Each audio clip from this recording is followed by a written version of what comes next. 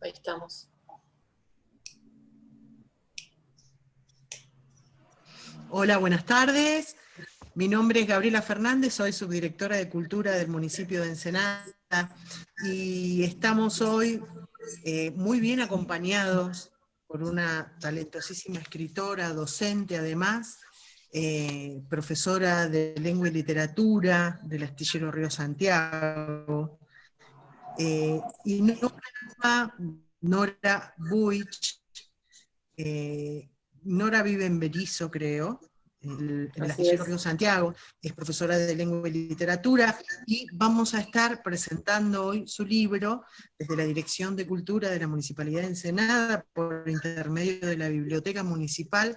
Río Abajo es uno de los primeros libros, el tercero, que Nora editó, pero este es nuevito, salió en septiembre de 2019, y es uno de los primeros libros de cuentos que Nora hizo, y está ilustrado por Hidra Cabero también, porque es un cuento ilustrado. Así que bueno, yo voy a darle la palabra primeramente a uno de nuestros moderadores, que es un profesor excelentísimo, que nos acompaña aquí en la Biblioteca Municipal, en la Dirección de Cultura del municipio de Ensenada, el profesor Ernesto Herlet, que él nos va a contar muchísimo más de lo que hoy vamos a vivir.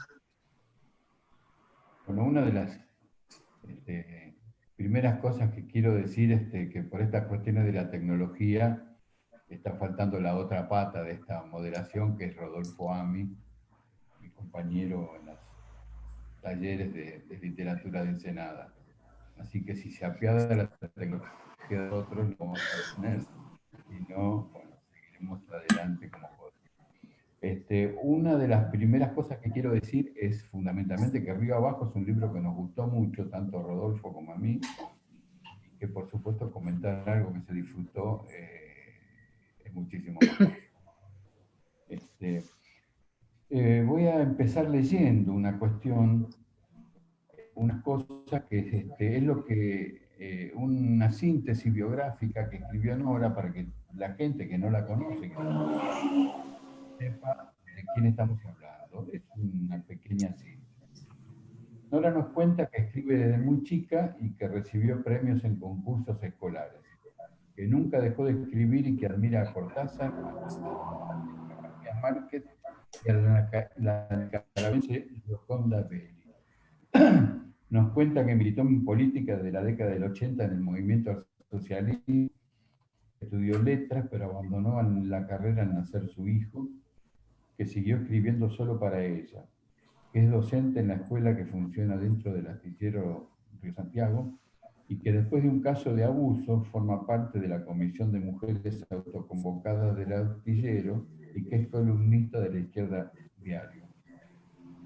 Se informa también que viene de familia obrera y que las fábricas y el puerto con sus sirenas fueron la vida de su abuelo paterno, de sus tías abuelas maternas que llegaron del campo a los frigoríficos en los años 40 y que se crió entre otras tías costureras y su mamá modista, y que el de modista fue su primer oficio. Se define como la poeta de la fábrica porque se siente entre dos orillas yendo y viniendo. Milita en el Partido de los Trabajadores Socialistas, en la agrupación de Mujeres Pan y Rosas, PTS Más Independientes. Y acá llegó de él, evidentemente.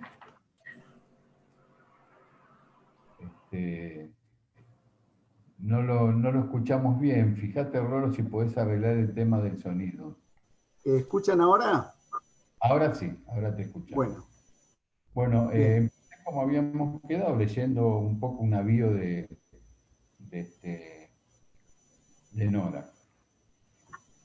Nora declara también que romper con la opresión de género en su vida personal fue un proceso de varios capítulos. Evidentemente es un tema muy importante en su vida. Que recién a los 45 años empezó a vivir la vida que soñaba para ella y que a pesar de los duelos que transita, es feliz con la vida que construye todos los días. Arte, vida y militancia son para Nora Buich una sola cosa. No se concibe si no es en un colectivo. Nosotros, nosotras. no se concibe callando las injusticias, sea en una marcha o en el papel, a través de su poesía o de sus relatos.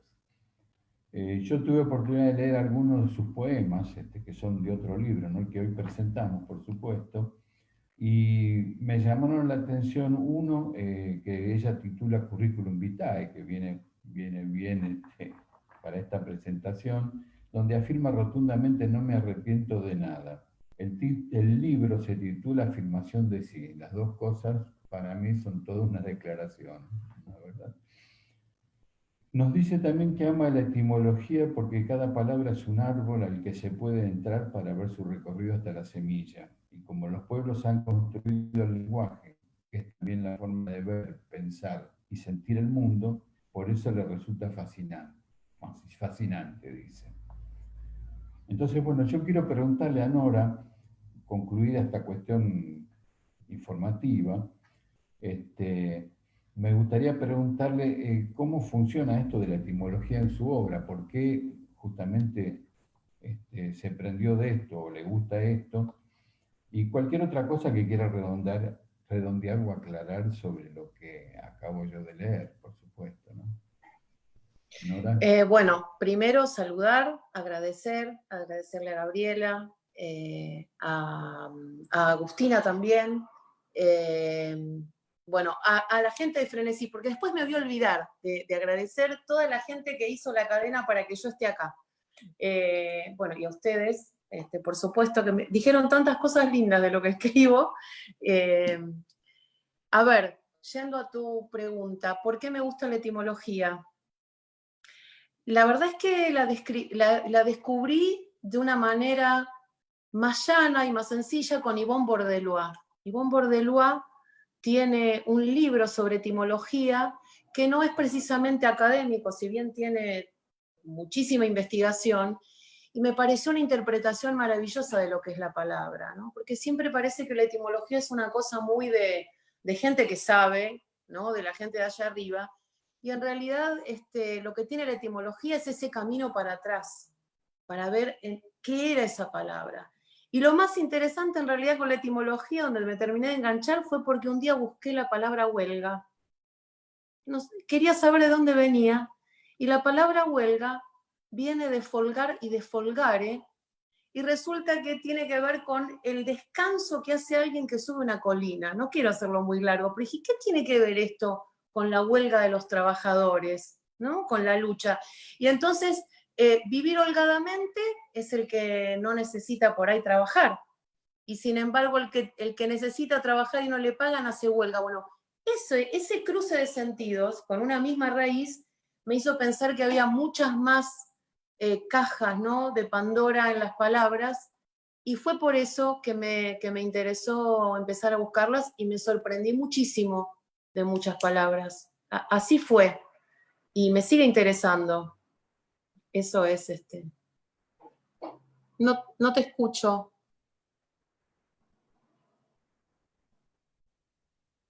Estás muteado.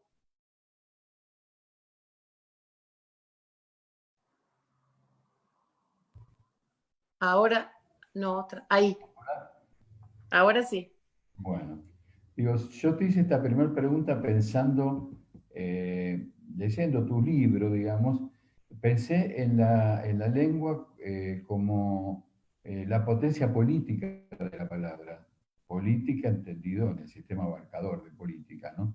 O sea, todo tu libro es un libro que todas las palabras tienen una fuerza política, digamos. No sé si es así o solamente a mí me parece. Mirá, yo creo que a ver, yo vengo de una familia que no era militante, eso primero tengo que contar. Pero yo creo que lo que me marcó en esto de la fuerza política, más allá de que yo después descubrí muy joven la militancia, y digo descubrí porque era un mundo completamente ajeno para mí, yo me crié con un viejo que odiaba a los milicos, ostensiblemente, ¿no? Mi infancia es en el medio de que mi papá tenía compañeros de laburo desaparecidos, y en que me venía a contar eso a mí porque no sabía a quién contárselo, y yo tenía 9 años. Y entonces después me contaba todo esto y me decía, tu mamá no quiere escuchar lo que pasa, y yo entiendo también que cada uno lidiaba como podía con eso, pero me lo contaba a mí. Y entonces me decía, pero ahora lo tenemos que guardar. Y entonces yo tenía que guardar ese secreto. Eso es muy fuerte para una nena, que después seguía jugando a las muñecas, ¿no? Como si nada. Esa es la realidad también. Después la vida transcurría, pero además, bueno, por eso hay un cuento que habla de eso, que yo pude sacar por primera vez una vivencia que fue muy fuerte, que fue un allanamiento a una casa muy cerca de la mía, y también de eso hubo que guardar silencio, un silencio a voces, ¿no? Porque todo el barrio lo recuerda.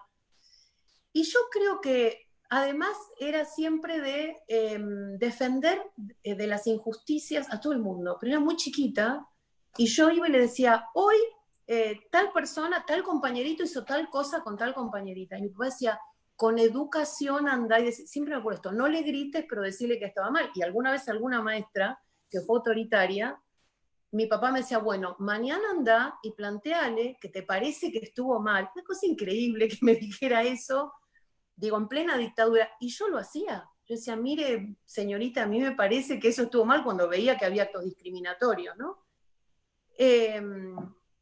Y creo que viene de ahí. Yo siempre pienso, ¿por qué después por qué elegí esta vida o me eligió a mí, o no sé cómo decirlo, pero cada vez, digo, cuando uno pasa los años empieza a tener una mirada, ¿no? De dónde uno viene. Yo vengo de eso, vengo de padres que fueron discriminados además por diferentes cuestiones en su vida, y de infancias muy duras, y entonces nunca me banqué eso, nunca me banqué las injusticias. Después tuvo una carnadura partidaria, pero bueno, pero eso fue después. Me parece que viví, aparte de nacer en una época muy política, ¿no? En donde la política estaba, y el nacimiento de la vuelta de la democracia fue, con 18 años, fue una cosa impresionante, nos sacudió a todos, fueron, nada, recuerdo con mucha nostalgia esa avidez que había por la política, que es distinta a la de hoy, ¿no? Es muy distinta. Y creo que sí, no puedo mirar el mundo desde otro lugar. Eso es lo que pasa. Es así. Bueno, nosotros nos organizamos un poco para que Rodolfo te hiciera algunas preguntas y comentara los cuentos de la segunda parte del libro, Las alas. Así que, bueno, ahora te toca a vos, Rodolfo.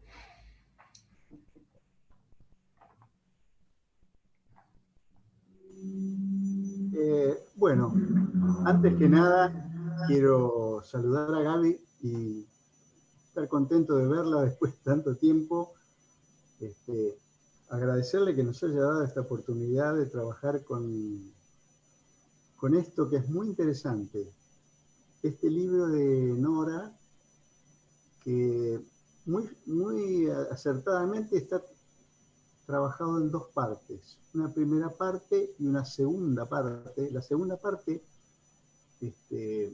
habla de una familia en un desarrollo cronológico, digamos, que es el hilo conductor de las cosas que están pasando. Tiene 2 o 3 hilos conductores, toda esa saga de cuentos. Primero, que es una familia. Segundo, que viven en el campo, es una familia campesina en La Pampa. Por otro lado, los personajes son todos femeninos. Las historias que suceden con mujeres atadas a esa vida campesina y provenientes de esa vida muy particular, porque es una vida de gente campesina más bien humilde, con todo lo que eso implica, supongo, para ver cómo es el desarrollo de esa historia. Acá hay cuestiones que tienen mucho que ver. Primero, digamos, el tema de la vida en el campo para la gente humilde, que es una vida azarosa, complicada, donde el trabajo le toca a todos, por lo menos es lo que ella desarrolla en sus cuentos, tanto los niños como los viejos, las mujeres, los jóvenes, los hombres, todos tienen que trabajar para poder subsistir. O sea, el trabajo es simplemente una cuestión de subsistencia, no es una cuestión de ascenso social en ese tipo de cosas. Y por otro lado, el papel de la mujer, que es, bueno, eso tiene un tinte particular, porque habla mucho de eso, de cómo son la vida de las mujeres, y particularmente en el campo, donde la mujer es prácticamente un objeto de uso, y en ese desarrollo de los cuentos se ve todo eso, se ve la discriminación, se ve el problema de la mujer, se ve el problema de la violencia, se ve el problema de la estigmatización del mestizaje, del color de la piel, de cómo eso juega también. Entonces, me gustaría preguntarle a Nora, ¿cómo fue que ella armó todo ese croquis, esa historia que incluso podría llegar a ser una novela en algún momento, porque tiene todo un hilo conductor, y yo me gustaría que ella nos contara cómo fue hilvanando esas historias, por qué, y qué fue lo que le demandó esa necesidad de contar todas esas historias de esa manera.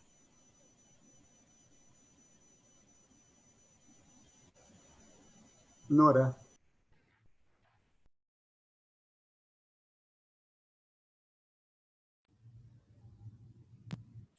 Ahí está, ahora sí.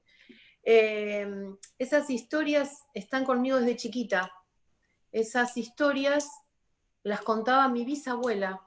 Digo, los personajes que están ahí, algunos nombres están cambiados, pero es la historia de mi bisabuela materna y mis tías abuelas y mi abuela. Yo digo que viví en un matriarcado, porque todas esas mujeres, bueno, a mi bisabuelo no lo conocí, ya había fallecido, y en general fueron o madres solteras o viudas muy jóvenes. Y había una tradición que era en Navidad, lo pasábamos en una de las casas, en la casa de una de mis tías, y en algún momento, después del brindis, era mamá, porque la trataban de usted, cuente las historias. Entonces mi bisabuela estaba en el medio del sillón y todo el mundo rodeaba, y recuerdo que mi bisabuela decía, yo cuento pero que los chicos no estén. Frase clave para que, por supuesto, nos escondiéramos para escuchar todo lo que iba a contar. Es así, nos escondíamos atrás de una puerta y lo escuchábamos.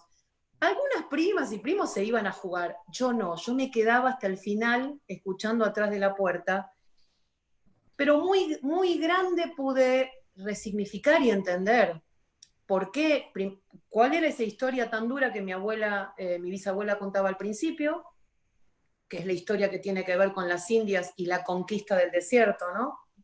Y digo así porque no había ningún desierto, y que tiene que ver con la violencia de género, y es algo que presenció mi bisabuela cuando tenía 12 años. Para ella fue imborrable en ese momento, y para mí fue imborrable en todas esas navidades que lo escuché.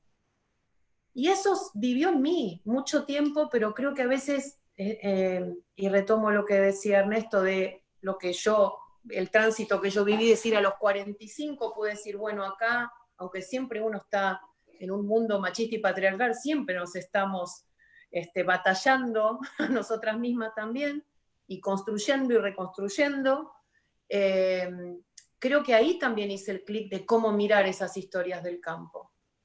Y voy a decir algo que es cierto, vos decís, podría ser una novela, es que iba a ser una novela, y va a ser una novela seguramente, sí, pero en algún momento no tenía el tiempo todavía para trabajarlo, y dije, yo necesito que estas historias salgan, que estas historias se conozcan, aunque sea así, ¿no? De a pedacitos. Es una historia eso, muy fuerte de mujeres. Hay un varón, aparecerá en la novela, porque hubo un solo hijo varón, mi tío Mariano, que era el que mejor tejía. Increíblemente, todas tejían, y el que mejor tejía era él, que le tejía a todas sus hermanas. pero es como vos decís, es historia de supervivencia. Todo el tiempo. Y en el medio de eso, una capacidad fantástica para reírse. Porque yo también pienso que las historias son durísimas y sin embargo en esa mesa de Navidad después se mataban de risa, porque yo recuerdo a mis tías abuelas con mis abuelas llorando de risa, bueno, porque habían sobrevivido a todo eso, ¿no? Y tienen ahí toda una etapa que es la del campo, que esa es la que yo cuento en esos cuentos, y después hay otra vida para ellas, que es cuando pueden venir a la ciudad. Cuando empieza a ver, bueno, ellas dicen, somos de, mis abuelas, mis tías decían, somos de Rosas y de Evita. Eso era lo que ellas decían, porque habían conocido, bueno, de Rosas, lo increíble es que yo supe quién era Rosas después, ¿no? En la primaria, pero ellos lo hablaban como si fuera un contemporáneo, que eso le venía de mi bisabuela y vaya a saber de qué relatos.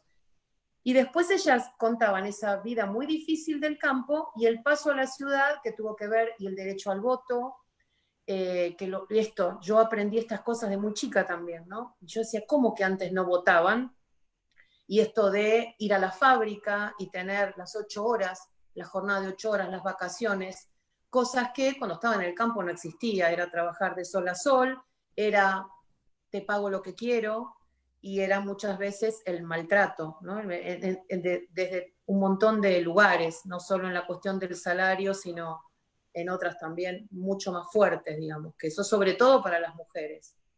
Y la estigmatización por ser mujeres solas en las ciudades en las ciudades del interior, y en los años 40, 30, 40, muy fuerte, muy fuerte. Y bueno, no sé, sentí que tenía que contarlo así.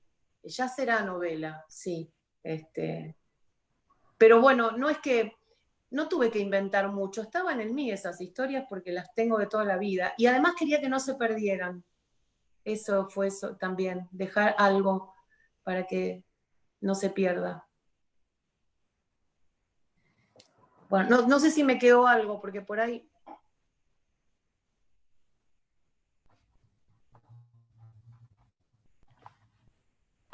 Se te fue la voz, Rolo, me parece.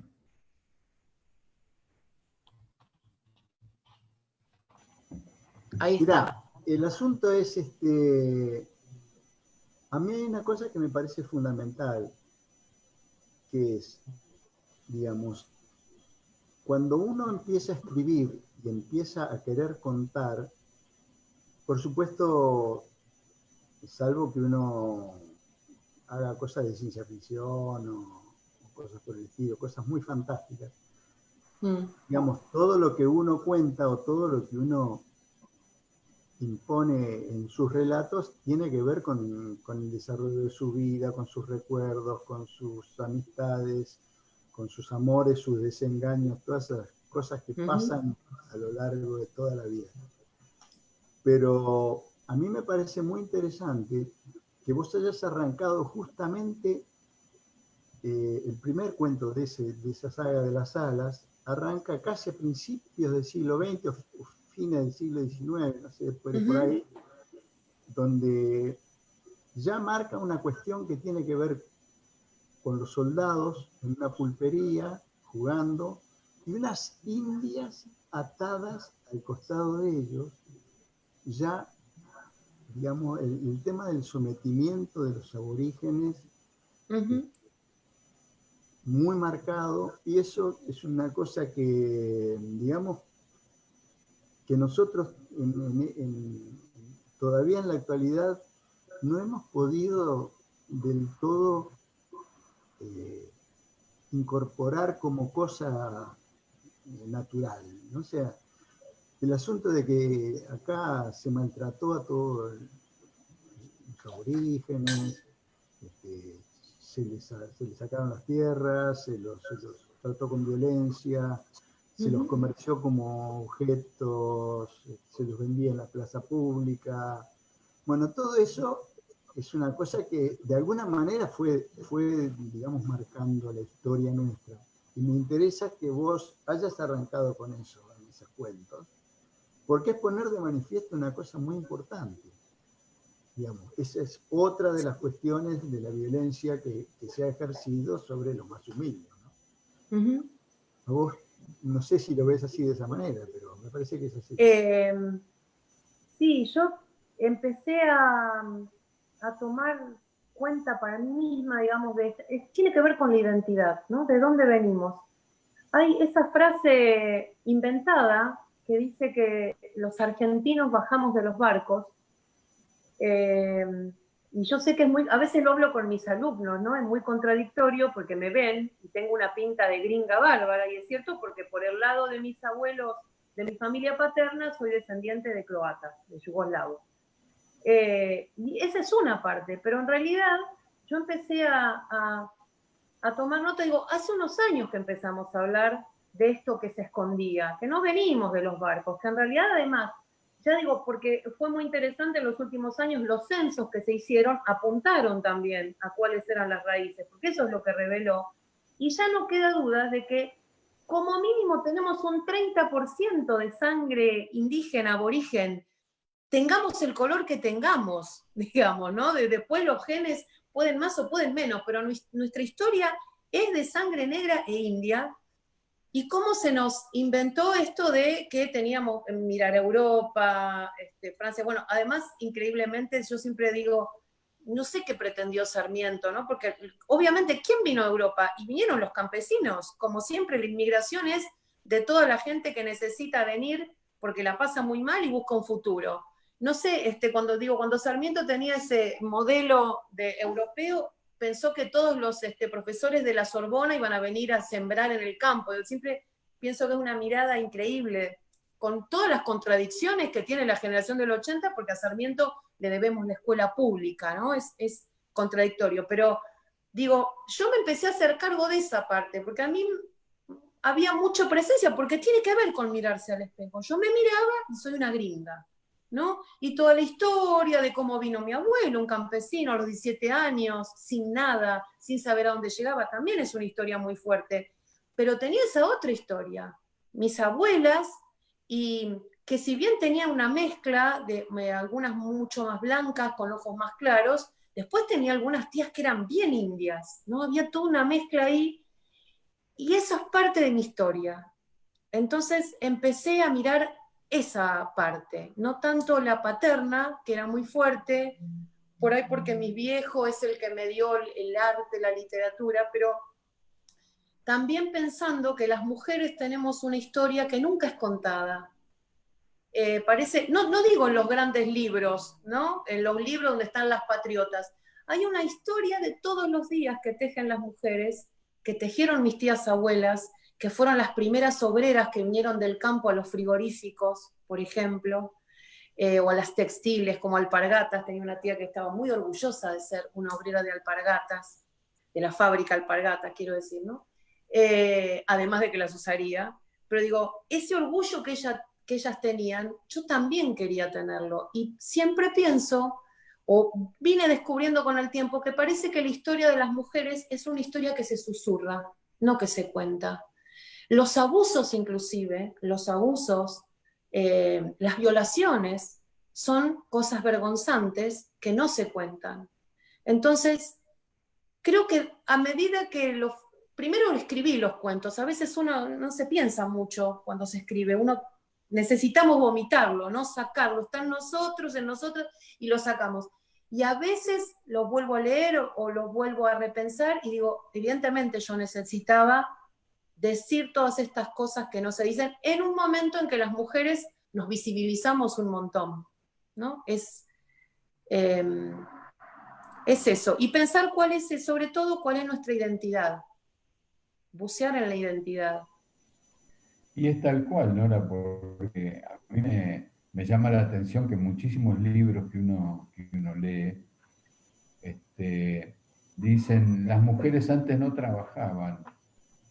O sea, el modelo de mujer que Sí, circulaba fue el modelo de mujer de clase media, ama de casa, cuyo así es. marido se hacía Uh-huh. automango. Y eso de las mujeres no trabajaban es notable porque en realidad las obreras eran cientos de miles en este país, desde Así es. fines del siglo XIX. O sea, Así es. eso es La historia cómo se cuenta cambiada, ¿no? Ujú. Sí. Yo te Eh, quería decir una decime. cosa, que, bueno, está toda esa historia de, digamos, de la lucha, de lo trágico de la familia tuya, por la lucha por la supervivencia, pero vos también destacás una cosa importante, que es, digamos, que ese mismo ámbito, el ámbito de la Pampa, es un ámbito tan amplio, tan, tan abierto, que era para ellas, digamos, como también, vos lo decís, como un símbolo de libertad, ¿no? Sí. Este, entonces, esa contradicción es un poco lo que marca, digamos, los pasos que las mujeres van dando en pos de, de ese horizonte, digamos, ¿no? De esa Ujú. utopía. ¿Es algo así?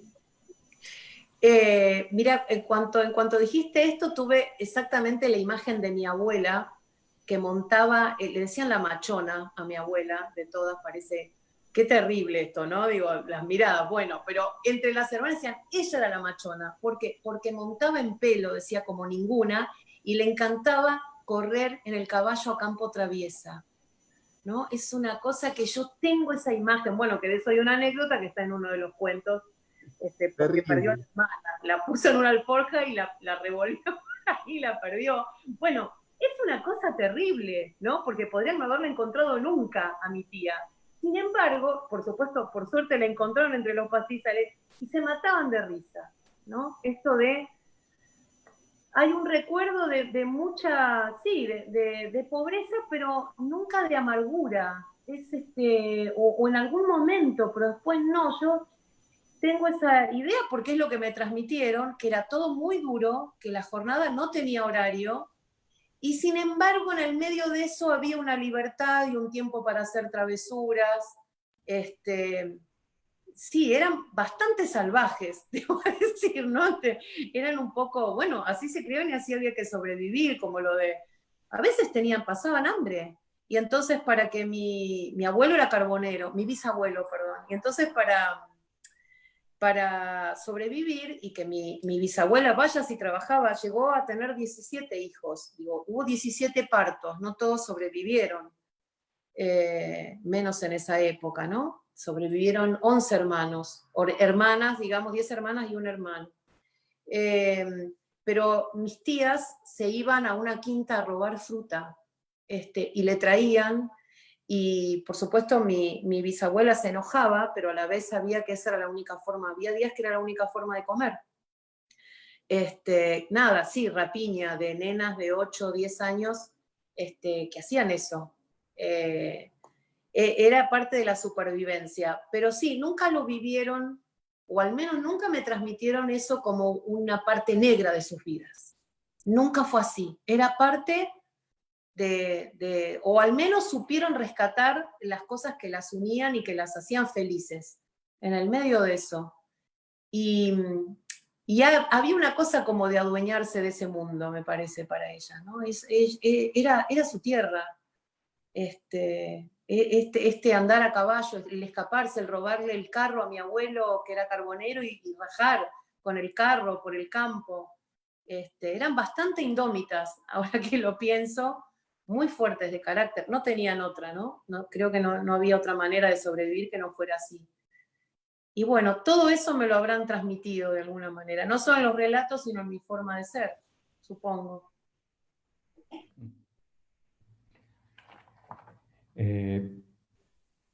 A mí me gustaría hacerte una pregunta, que es, antes de comentar alguno de los otros cuentos, que sería algo así, mira, lo pongo en contexto. Nabokov comparó el trabajo del escritor con la naturaleza, como algo que fluye, que crece. Pero cuando le preguntaron a Rolando Conti, dijo que cada palabra era dolorosa y que escribir era un gran dolor, incluso un esfuerzo físico, dijo. Y dijo que escribir era como un embarazo, que el alivio llegaba con el parto. Bueno, la pregunta que es cómo es para vos escribir y si te sentís feliz escribiendo. ¿En qué lugar te pones vos en el contexto en que lo estoy diciendo, ¿no?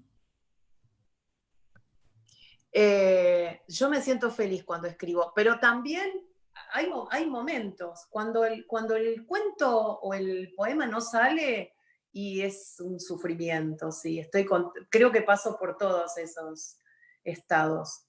A veces se traba, entonces dejo. Le he dicho muchas veces a mis libros, mis hijos, porque siento que es parte de, de la fertilidad poder crear desde ahí, ¿no? Yo tengo 2 hijos, ya no tengo más, ni por decisión ni por biología, pero bueno, toda esa energía creativa la tengo ahora en la escritura.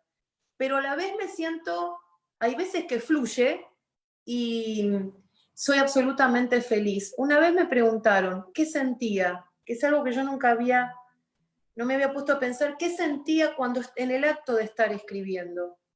Y me di cuenta que lo que no siento, que lo que dejo de sentir, por eso soy feliz, es miedo. Yo cuando escribo no tengo miedo. Y creo que los miedos tienen que ver, y esto tiene que ver con lo otro que hablamos también, y la historia de las mujeres. Yo siempre recuerdo en esta etapa también ¿no? Entre los 9 y los 12 años, el cuerpo para las mujeres va cambiando de unas maneras bien notorias. En los varones es la voz, pero en las mujeres son otras cosas, ¿no? Y recuerdo no entender mucho qué estaba pasando conmigo, pero sí a través de las miradas de los varones. Eso empieza a pasar. Y de ahí en adelante, ya más grande, ya adolescente, ya no nos vestíamos como se nos daba la gana, sino que empezábamos a vestirnos, y eso nos pasa a todas las mujeres. Si vamos a irnos todo el día y teníamos una fiesta, nadie dice, no, pero esto no te lo pongas de noche. Estas cosas, cada vez pasarán menos, pero todavía pasan, y todavía, por ejemplo, hay noticias en donde desaparecen chicas y los diarios cuentan cómo iba vestida, como si eso tuviera que ver. Entonces, esto todavía está. O ver un grupo de varones y cruzarse enfrente. Ese miedo, yo una vez se lo explicaba a un varón que me decía, como que yo exageraba. Y ustedes pueden tener otros miedos, porque miedo a que te asalten, sí, que te roben el celular. Nosotros tenemos otros. Esos miedos, todos esos miedos que ya se nos meten, que tenemos que tener todos esos cuidados de cómo movernos por el mundo, por la vida pública, y las inseguridades con que después, ¿no? Porque nuestra palabra vale menos y hay que elaborar el doble para mostrar que nuestra palabra tiene un valor y un sentido. Eso cuando escribo desaparece. Cuando escribo, ahora lo pienso, soy como mi abuela en el caballo por el medio del campo.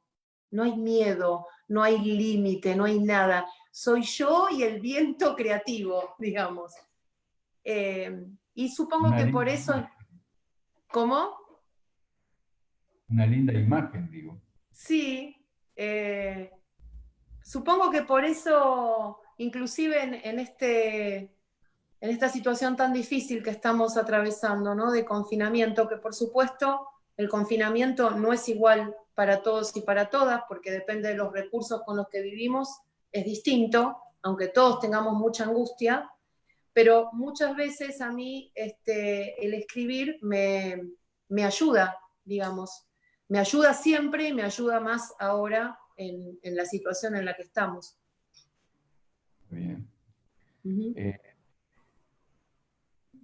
Cambiando un poco el tono, diría que, bueno, del contenido de tu libro, Río Abajo, bueno, ya está claro que vale mucho hacerlo, digamos, lo vuelvo a decir. Pero me gustaría, lo estoy mirando y además es muy lindo como objeto, no solo, el contenido, sino el ropaje es muy lindo. Y me gustaría que le dedicaras una palabra a la ilustradora, a Hidra. Bueno. Ahí está. El otro día estaba pensando las primeras impresiones cuando mostramos el libro, porque recuerdo que lo mostré y con la tapa, que se ven unos pies en una bañera, que tiene que ver con un cuento con el que abre el libro, me dijeron, hubo dos cosas, ¿no? Me dijeron, ay, yo no leo libros para chicos, me dijo una persona. No, le dije, no es para chicos. Y otra persona dijo, es un libro erótico, porque eran pies. No, le dije, tampoco. Es muy interesante lo que las personas ven, bueno, era solo una tapa, pero los dibujos de Hidra son preciosos, pero no solo son preciosos, están absolutamente conectados con los relatos, ¿no? Y la verdad es que no hablamos mucho. Yo le di a Hidra los cuentos y le dije, hacé, nada más, y ella se conectó con eso. Y nos gustó mucho hacerlo, a mí me encanta lo que hace Hidra, es una gran ilustradora. Paso el chivo, métanse, @HidraCavero en Instagram. Ella hace otros dibujos, además tiene toda una serie de dibujos de rockeros, tiene una serie de tango muy linda, tiene, bueno, hace unas láminas muy, muy hermosas. Digo, queríamos también mostrar que los libros pueden ser ilustrados también para los adultos y las adultas, ¿no? Porque parece que perdemos el dibujo, el dibujo queda como en un lugar de la cuestión infantil nada más. Y queríamos también desafiar eso, un libro, digo, para adultos puede tener hermosas ilustraciones que acompañen y darle otro valor, digamos, como objeto de arte también, ¿sí? Y darnos esa posibilidad. Los adultos también nos gustan los dibujitos, como dicen, ¿no? Mis alumnos dicen, ¿este libro tiene dibujitos? Claro que sí. Y a mí me encantó, no hubo nada. Cuando ella me presentó además los bocetos, me dijo, decime alguna sugerencia. No hubo nada, eran así como los dibujó en el primer momento, no cambió nada y por eso nos gustó tanto hacerlo, la verdad que sí.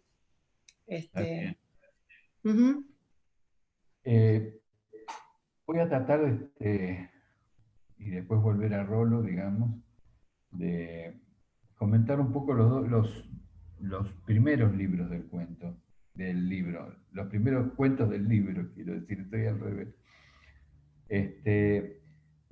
En el cuento, en el primero, que es el que le da nombre al libro, la heroína, yo lo digo en el sentido más clásico del término.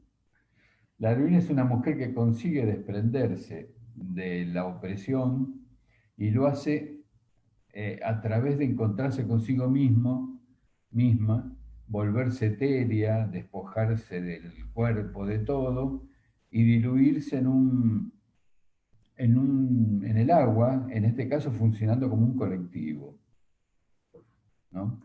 En el segundo cuento pasa algo parecido, solo que el colectivo es el cielo. Es una imagen muy potente esta y muy, muy poética, ¿no? Lo de diluirse. Bueno, te pregunto entonces cómo es esto del colectivo, cómo es lo de despojarse, si tenés algo para decir de esto, si estás de acuerdo un poco con este comentario o no, lo que sea.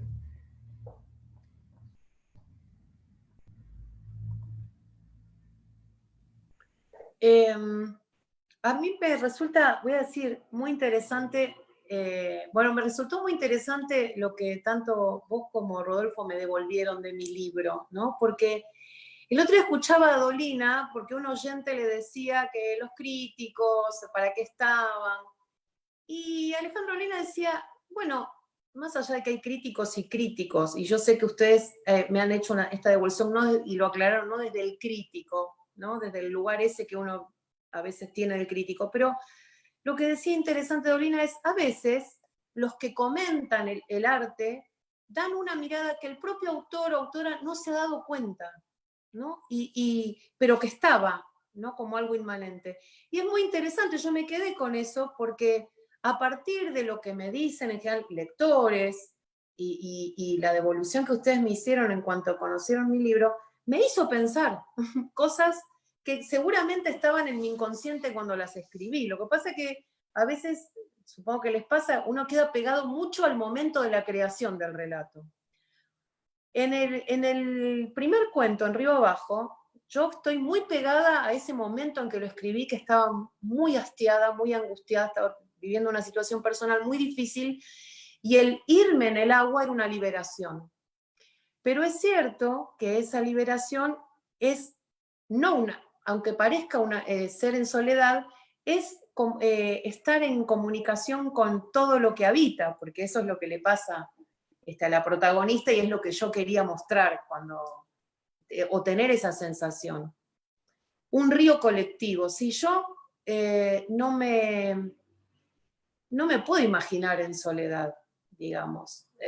Puedo ser muy solitaria, pero ninguna construcción social se hace en soledad, ¿no? Y vaya si lo estamos padeciendo ahora, digamos, que no podemos encontrarnos en el afecto, que no podemos, digo, bienvenidas las redes, porque la tecnología nos está dando esta posibilidad, pero el encuentro es lo que hace, el encuentro cara a cara es lo que hace tan humana nuestra humanidad. Voy a decir voy a dar vueltas sobre lo mismo, pero digo, es eso, encontrarse con otros y con otras. No hay proyecto de vida, por más que uno diga una familia o un proyecto mucho más grande, que no sea con otros y con otras. Y no me podría reconocer, digamos, si no fuera en algunos, en lo colectivo, digo, no en algunos, en lo colectivo en general. Bien. No sé si eso responde. Sí, sí, claro que responde. Otra cosa que a mí me llamó la atención, que vos, para hablar de la liberación o para contar esta historia, te valés de lo fantástico. Pero para mí tiene un valor agregado, si uno lee todo el libro en su totalidad, que es lo fantástico pareciera no serlo tanto porque vos lo contás con mucha naturalidad. Es una cosa muy, muy extraña. Volviendo a lo que vos diste de Dolina, ciertamente hay tantos libros como lectores, digamos. Uno ha leído el suyo, digamos. Y hay cosas que vos, el machismo, la violencia de género, todas estas cuestiones que evidentemente son muy importantes en tu vida, vos las contás, son centrales en la trama, pero vos conseguís contarlas como música de fondo, que es esa cosa que no para nunca, no como cosa central donde correrías el riesgo hasta de ser panfletaria, digamos, sino que es algo como que resuena, a mí me resonaba así, constantemente hablaras de lo que hablaras. Y eso me parece un mérito o una astucia literaria en todo caso, ¿no? Y de eso te quería preguntar, ¿qué podés decir de eso? ¿Es una astucia? ¿Es algo que te sale naturalmente? Esa es la pregunta. No, nunca, la verdad que si es por eso, no he sido astuta en eso, pero quiero decir, es parte de mi constitución, evidentemente, ¿no? Es parte de mi mirada. A veces estaría bueno, a veces me quiero despegar de algunas miradas que tengo, ¿no? Poder ver desde otro lugar. Pero es el lugar desde el que miro la vida y desde el que vivo la vida. Entonces, no tengo otra manera. Creo al revés, en realidad creo que siempre estuvo en mí y no podía visibilizarlo, no podía hacerlo consciente en un aspecto. Y entonces, en cuanto lo hice consciente en la vida diaria, acompañó mi escritura, sin que yo lo ponga ahí. En el trabajo de la escritura quizás no lo hago consciente, pero es parte ya de la vida. Entonces aparece. No tengo forma de correrme de la que soy, digamos, y por eso está. Una cosa que pensaba en cuanto a lo sobrenatural, siempre recuerdo, bueno, adoro, admiro a Julio Cortázar porque mi papá me lo leyó desde que era chiquita. A veces los cuentos para irse a dormir eran de Julio Cortázar.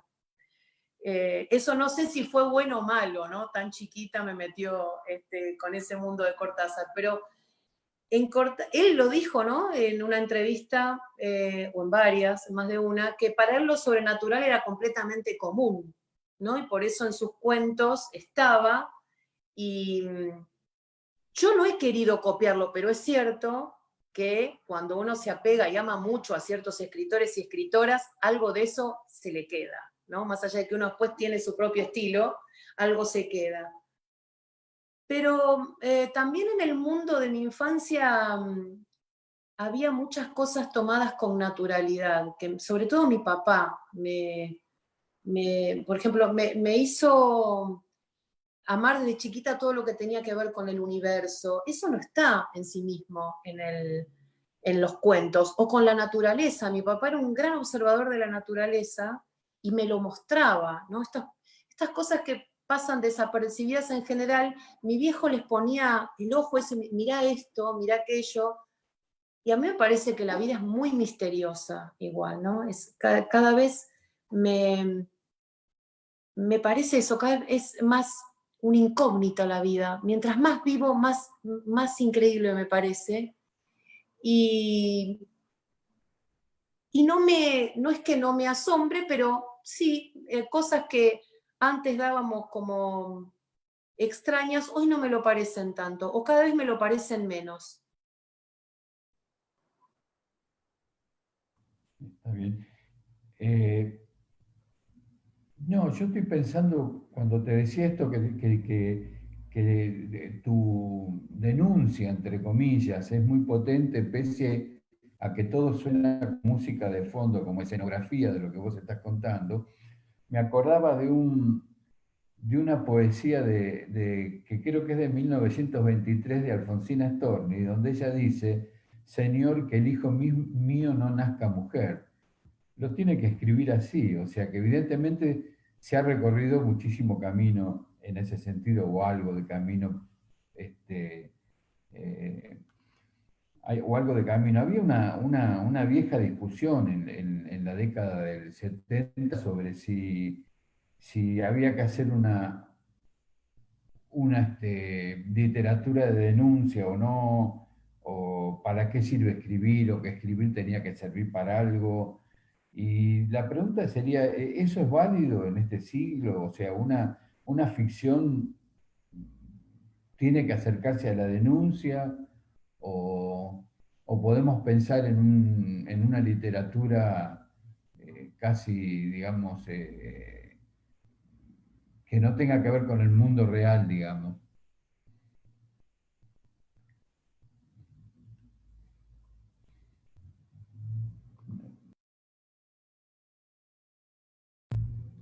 Ahí Ahora está. sí. Sí, si yo me pongo a escribir para denunciar, si me sentara en este mismo que decir, ahora voy a denunciar esto, me saldría un horrible panfleto. Eso es lo que siento. Claro. Cuando escribo con toda la técnica, porque hay que tener técnicas, se aprenden, pero escribo con las tripas. Eso es lo que me sale decir. Entonces, si mis libros terminan poniendo el ojo en algo, mis cuentos o mis poemas, es porque es ese ojo al que yo le puse, digamos, ¿no? Aparte, nunca se me ocurriría escribir desde un lugar para enseñar, no sé cómo, no sé si se entiende, ¿no? Nunca podría decir, ay, miren esto. No, al revés, a veces esto es lo que veo, esto es la parte del mundo que veo, esto es lo que siento, esto es lo que pasa. Y de hecho, yo por mucho tiempo tuve vergüenza de lo que escribía. A veces me preguntan, ¿cómo haces para escribir? Y ahora escribo y nada más, lo que siempre hacía, pero yo sentía que lo que yo escribía no servía para nada, lo voy a decir, porque así era, así fue, por eso publiqué tan tarde. Porque ¿a quién le van a interesar mis historias? Y cuando empecé a publicarlas, me acuerdo por el Facebook, algunas y subía, un montón de mujeres me decían, es lo mismo que siento yo. Como a mí me ha pasado, bueno, muchas escritoras que me fascinan, digo, ¿cómo puedo hacer para escribir lo que siento yo? ¿No?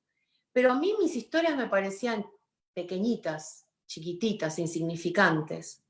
Y ahí fue cuando fui descubriendo que estas historias insignificantes son las que nos constituyen y que nos enseñaron que eran insignificantes, pero no lo son. Entonces escribo porque escribo. No sé, el debate de, bueno, que también se ha dado en el teatro, ¿no? El teatro tiene que sacudir o tiene que divertir y nada más, ¿no? También esos debates en el arte siempre se dan. ¿Para qué es el arte? Yo creo que si uno es honesto o una es honesta consigo mismo, vamos a dar cuenta de la época en la que vivimos, indefectiblemente. Se elija la temática o el estilo que se elija. Y es eso, no sé si hago, y lo voy a decir, no es ni demagógico, es absolutamente honesto. Escribo lo que tengo adentro y hago con lo que tengo. Cada vez intento hacerlo mejor, pero es simplemente eso, ¿no? Poder abrir eso que llevo. Y empalmará, evidentemente, vivo esta época y empalma con muchas cosas que pasan en esta época, y quizás diga cosas que hay gente que no se anime a decir, pero no sé, está ahí. Sé que a veces me animo a decir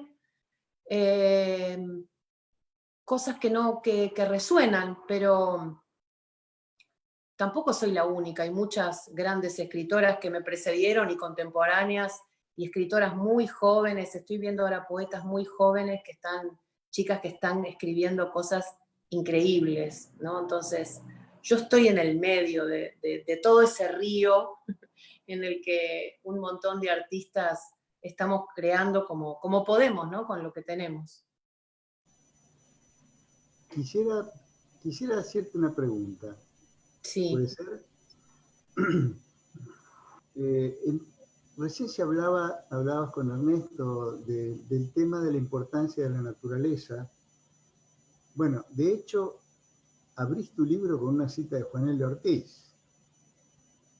Justamente, y yo lo que veo es que un poco, digamos, aparece también como una cosa de fondo, pero que se nota que es pregnante en vos, el tema de la naturaleza, porque así como esa cita donde te introduce la cuestión de la naturaleza como una salida importante, como como un cosmos necesario, ¿no? En muchas de tus relatos, por ejemplo, lo de la primera parte, cuando termina arriba abajo, vos salís, la liberación es hacia la naturaleza, ¿no? Digamos, la libertad en el campo, en las salas, es la naturaleza. Digamos, podemos tomar, qué sé yo, hay muchos autores que han contado cosas importantes, cosas trágicas, cosas que uno las puede pensar de otra manera, pero siempre con la naturaleza como fondo, como Haroldo Conti, por ejemplo, la que decía mi amigo Ernesto. Y entonces yo digo, sí. es necesario eso que estás diciendo de la naturaleza, porque creo que es algo que te está moviendo de alguna manera por algún lado. Sí, me quedé pensando porque el contraste es que trabajo en una fábrica, ¿no? Con sus horarios, sus sirenas, ¿no? Sus sirenas para entrar, para comer. Un día pensaba en eso, sirenas que desde ya extraño. Me enojo a veces cuando estoy en el mundo de esas sirenas, y ahora extraño muchísimo volver.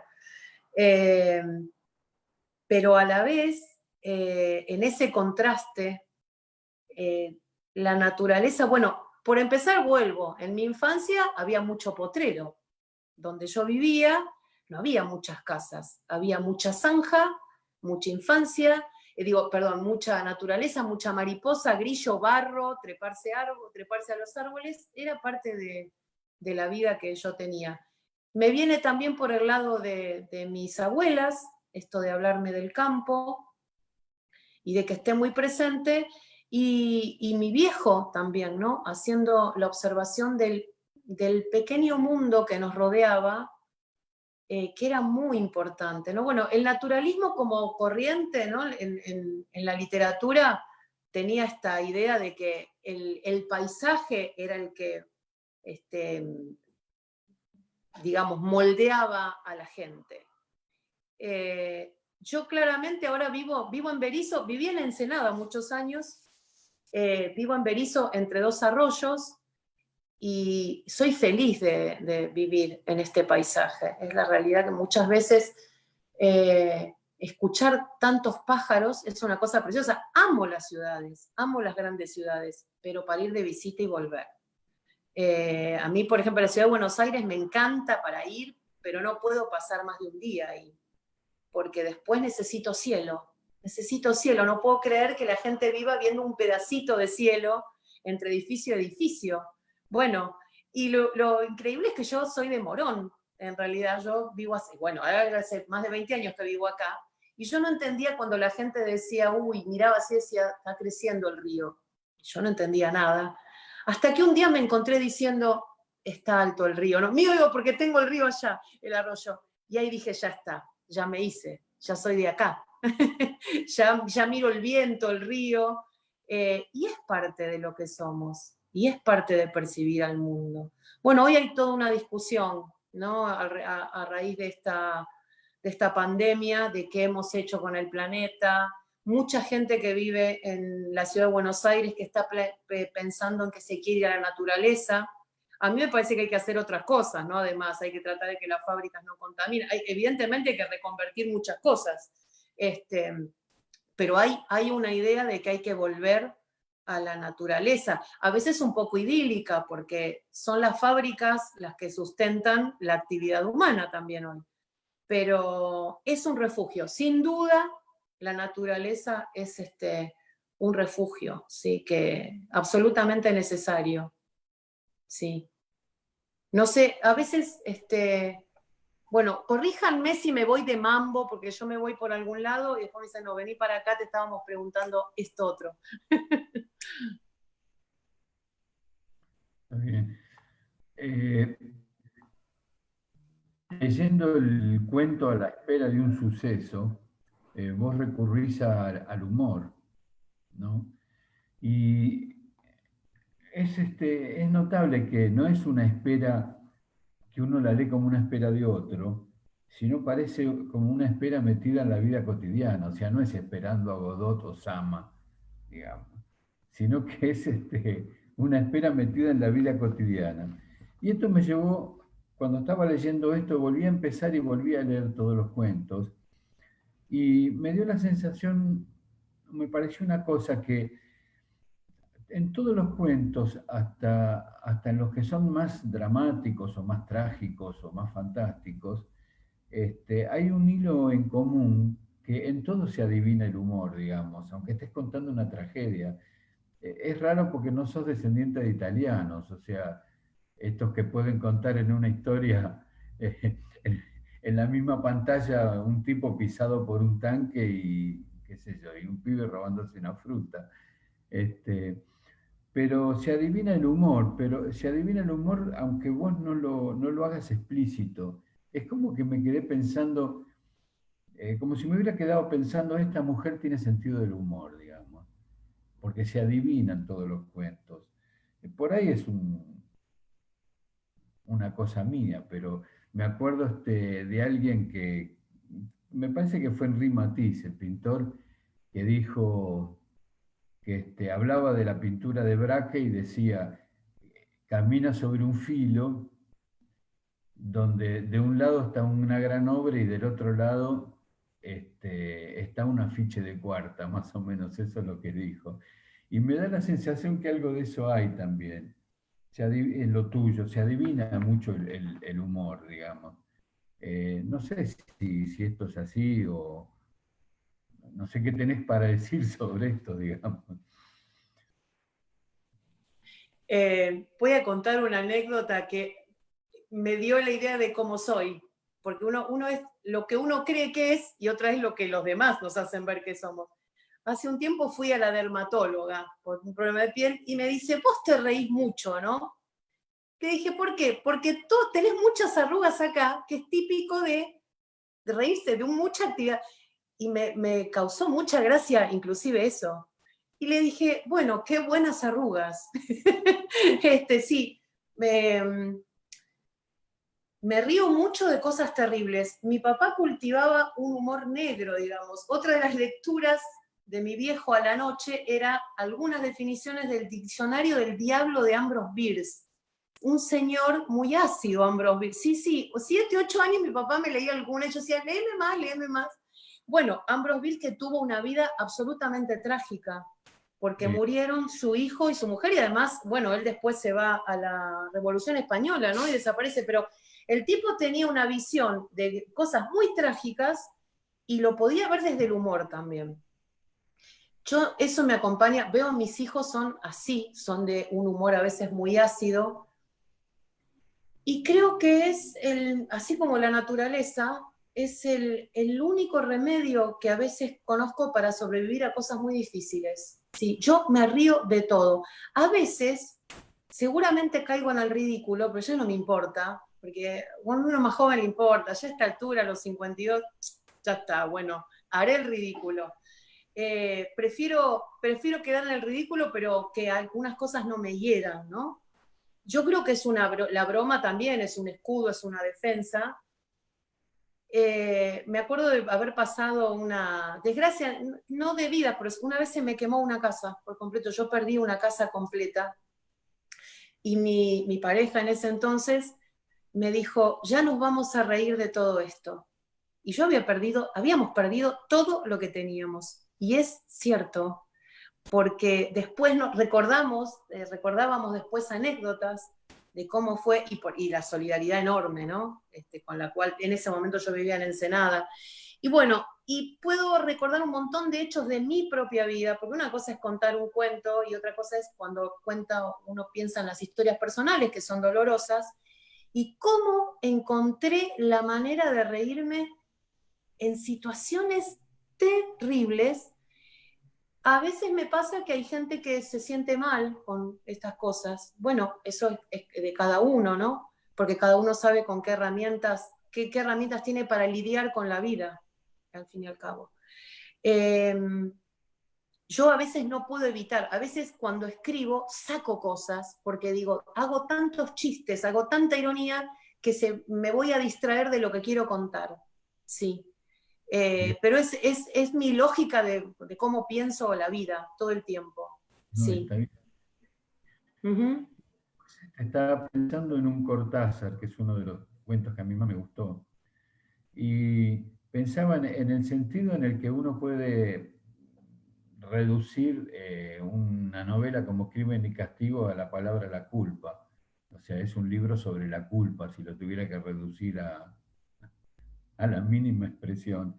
Yo pensé que este cuento tuyo lo podía reducir a dos palabras, ternura y valentía. Y no sé si esto es así o es como yo lo sentía al leerlo. En todo caso, me gustaría que hablaras un poco de este cuento, lo que vos quieras. Ese cuento me sigue atravesando. Para mí fue un alivio poder escribirlo, porque esa es una historia que me quedó grabada de chiquita. De hecho, lo pude escribir cuando supe que las dos personas a las que se lo dedico, a las que no conozco personalmente, que son los hermanos Vasallo, que son los hijos, los chicos de esa historia, en ese allanamiento de esa casa. Digo, a veces es el hecho real, después hay una parte que es una parte fantástica, pero se basa en un trauma que a mí me quedó muy chica, que es el allanamiento de cómo reventaron una casa, una cuadra, y después todas las historias que circulaban, yo creo que tenía 8 o 9 años ahí, y los vecinos contando cosas y diciendo, dicen que uno de los chicos corrió para escapar, dicen que la mamá lo pasó por un tapial, pero la policía se lo llevó igual. Bueno, yo me dormí muchas noches llorando, pensando, esos nenes no están con su mamá. Esos nenes no están con su mamá. Bueno, no había internet, no había nada, después no el gran silencio, no saber qué había pasado, por supuesto se llevaron guerrilleros, ¿no? Eso era lo que siempre decían, y no hablar de eso, y de repente querer buscar, ¿y dónde iba a buscar datos? Bueno, empieza a ver esto de internet, Facebook, y buscar, y seguía sin buscar. Y hará 4 o 5 años, se lo conté a un amigo, le digo, vos sabés que tengo una historia que viene una y otra vez, que me angustia, porque no puedo sanar eso, porque todo el tiempo pienso en esos chicos, porque yo era una nena, bueno, ellos eran un poco más grandes que yo. Y me dice, pero tenés que buscar, ahora debe estar. Y buscando otra vez por la dirección, calle El Seibo, bueno, buscando con palabras claves, encuentro una noticia de página 12 que esos chicos, ya grandes, son más grandes que yo, fueron parte de la causa Los Niños de la ESMA.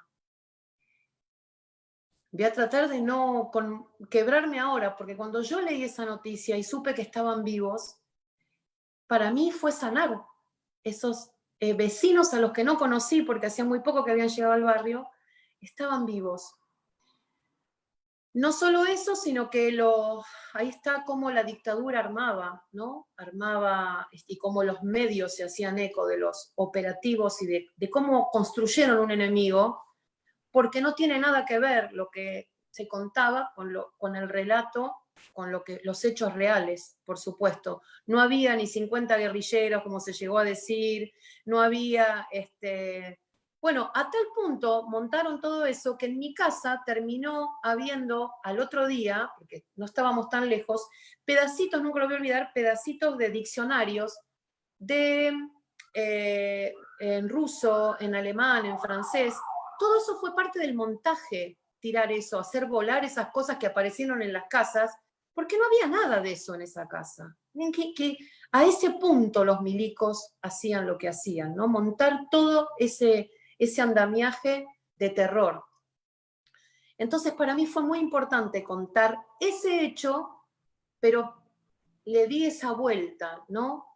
Como vos me decís, esto del humor y de la salida fantástica, me parece que la forma en que pude contar una cosa tan horrorosa para la historia argentina y una cosa tan horrorosa para mí como nena, haberlo vivido, fue darle esa vuelta y hacerlo aparecer a Cortázar, que yo lo admiraba, realmente ya a esa edad yo lo admiraba a Cortázar.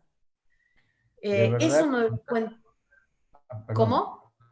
Te interrumpí, discúlpame. No, decime. Digo que de verdad lo contaste con mucha ternura. Y es notable que se pueda contar una cosa así con mucha ternura.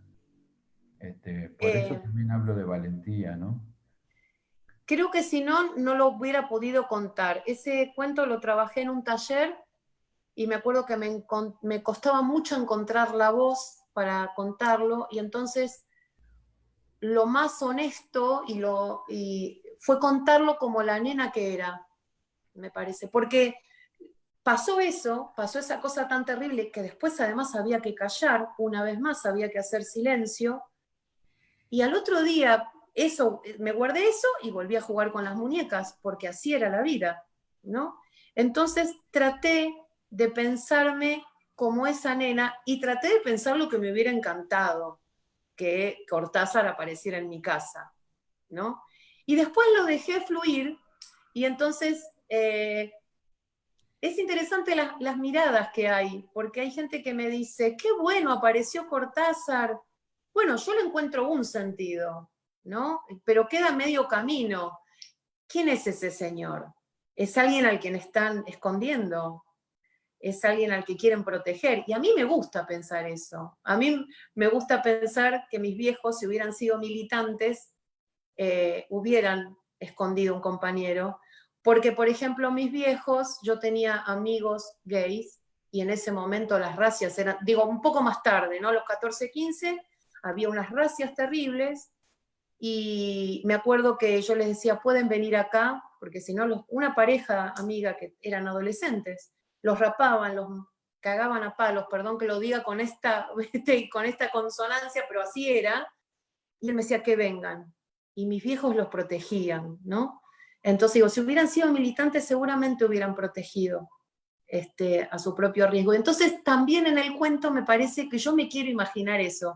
Hay gente que no se imagina eso cuando lo lee. Me dice, no, apareció un Cortázar, medio raro, pero era un Cortázar, y es válida también esa lectura. Sí. Y te quería decir una última cosa, porque decías, el humor, no sos italiana. Mi abuelo nació en Trieste y está en la frontera con Italia, y de hecho la nacionalidad con la que vino es italiana. Así que puede ser que de ahí también traigo... Perdón, que me acordé algo de la pregunta anterior. Bueno, todos los argentinos, aunque seamos hijos de 4 alemanes, nietos de 4 alemanes, somos medio italianos, digamos. Así que, no sé, Rolo, si querés agregar alguna cosa y...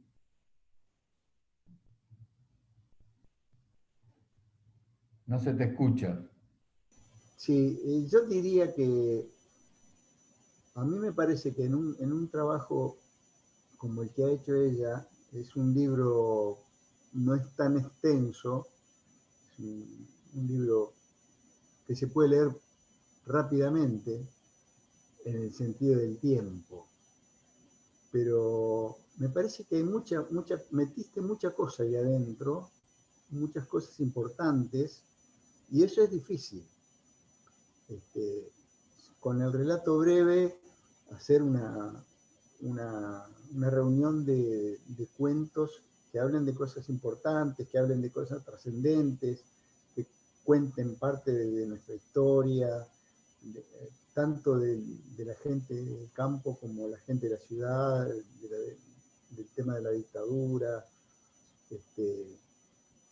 como una visión que aparece ahí en uno de los cuentos de las salas, que es Margarita, creo que es la que ve por vez primera el mar, una cosa que nosotros tenemos 5.000 kilómetros de costas y hay gente que no conoce el mar, por ejemplo, ¿no?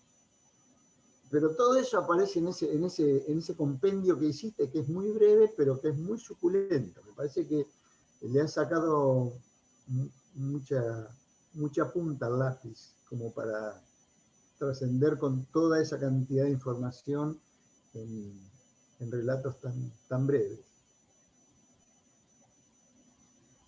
Es eso. Bueno, Gaby, somos todos tuyos, digamos. A ver, supongo que habrá alguien que querrá preguntar algo, o alguien tendrá alguna pregunta para Nora.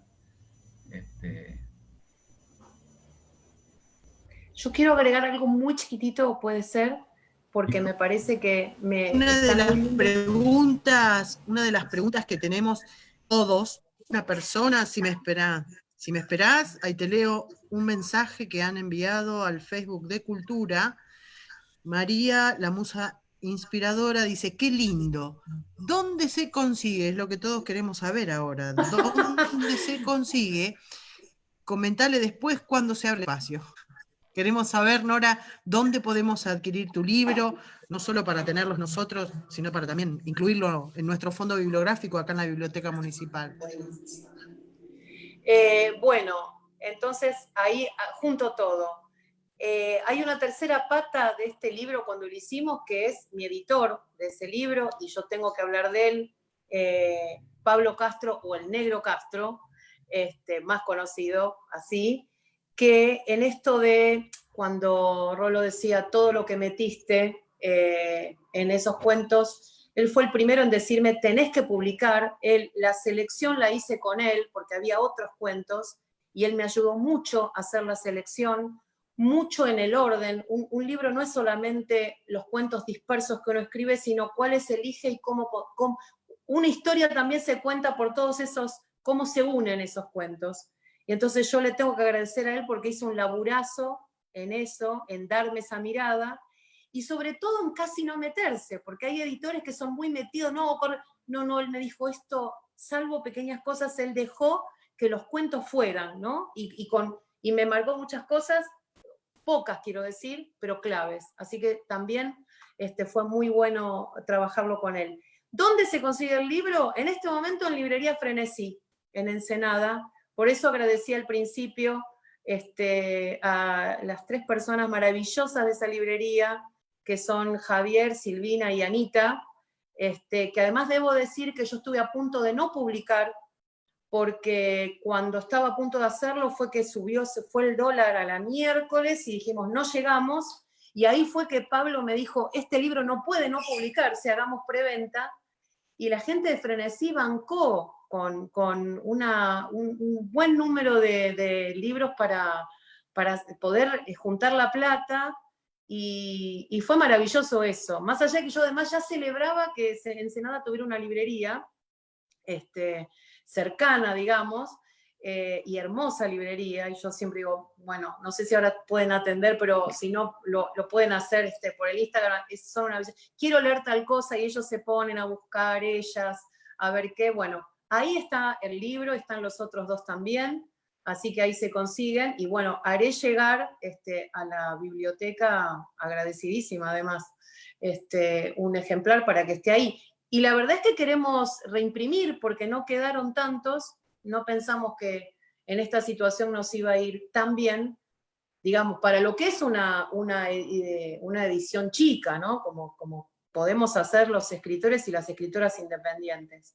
Pero bueno, si me dejás, porque ya vamos a ir cerrando, yo quiero, ya que estoy y no canso más, yo quiero agradecer de nuevo el espacio que me están dando, que me dieron. Lo que han dicho Ernesto y Rodolfo en mi libro, digo, no es mi libro, a veces me quedo pensando, digo, no, es demasiado. Así que muy agradecida. Yo le digo a todo el mundo, a mis alumnos y alumnas, cachen un lápiz y escriban, ¿no? Bueno, ahora es la compu, pero a veces es un papel usado dado vuelta. Había una escritora, ahora no recuerdo el nombre, que decía, escribir me salvó de muchas sesiones en el psicólogo. Es sanador escribir, además. Es cierto, sí. Sí. Y como decía Abelardo Castillo, es también el oficio de los artistas pobres, porque los pintores necesitan mucha plata. En Latinoamérica, decía él, hay muchos escritores, porque con un papel usado dado vuelta y un lapicito hay arte, ¿no? Totalmente. Así que no solo léanme a mí, lean, escriban, es muy lindo. Y bueno, de nuevo, gracias por este espacio. Gracias a vos, Nora. La verdad que estamos muy contentos de haberte recibido. Te vamos a esperar aquí en la biblioteca. Hoy estuvimos charlando. Cuando vos gustes, vamos a ver si podemos trabajar juntas en algunas cuestiones ahí con los alumnos del astillero. Y bueno, a los profes, como siempre, agradecerles estar. Hace mucho, los extraño, los veo ahora por acá, pero los extraño de no verlos. Venir a la biblioteca con sus alumnos, pasar y estar un ratito y charlar. Así que bueno, gracias a ustedes, gracias al municipio por darnos esta oportunidad, espero que lo disfruten. Y Nora, con muchísimo cariño te esperamos en Ensenada, en la biblioteca municipal. Y ¿Cómo no? recuerden todos que el libro se consigue en la librería Frenesí de Ensenada. Están atendiendo, porque las chicas acá, la mayoría son adictas a los libros, entonces los chicos de Frenesí cada 2 por 3 vienen y golpean la puerta de la biblioteca y les traen el libro que ya les encargan. Así que para que sepan, están trabajando con venta virtual los chicos de Frenesí. Así que bueno, ¿Por qué por no? ahí tenemos suerte, encontramos alguno, ¿no, Ernesto? No, digo, ¿por qué no decís dónde queda la librería? No recuerdo la calle, creo que es la calle Perú. Está en Perú, está entre La Merced y Sidoti. La Merced y Sidoti. Perú, Casi entre Sidoti. La Merced y Sidoti, librería Frenesí. Casi Sidoti. Ahí, exactamente, casi llegando. No sabía que se llamaba Frenesí. Al lado de la casa de comidas Don Héctor, ahí me acordé. Mirá cómo no me voy a acordar. Claro. Ahí está la librería Frenesí y pueden conseguir el libro de Nora, este libro que se presentó hoy. ¿Los anteriores también están, Nora? Sí, también están. Sí, los 2 de poesía. Perfecto. Allá iremos. Los 2 libros de poesía y este libro de cuentos que hoy estuvimos presentando por acá, Río Abajo. Así que lo pueden conseguir en la librería Frenesí, como les decía, y seguramente pronto lo vamos a tener acá en la Biblioteca Municipal y cuando abramos nuestras puertas lo vamos a poder prestar para que lo puedan leer aquellos que no pueden adquirirlo. Por supuesto, ahí llevaré un par, ¿cómo no? Bueno, Nora, Bueno. un abrazo enorme y gracias por todo lo que nos contaste y gracias por tu arte fundamentalmente. Bueno, Beso gracias. Un beso a todos. Gracias. Beso.